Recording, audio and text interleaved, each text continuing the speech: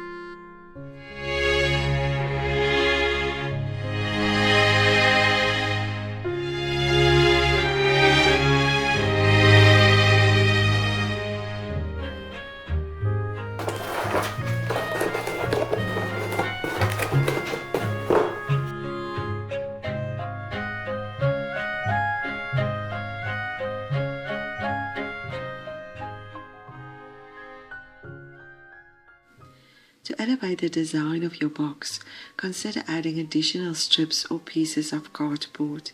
These will help mimic the finish of a classic wooden box.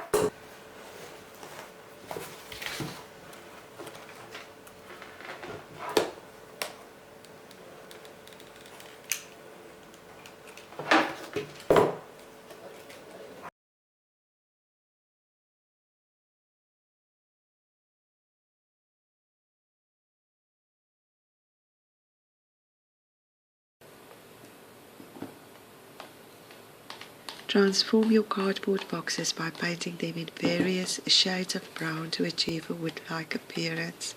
Then incorporate silver, gold or copper tones to imitate different metals for added flair.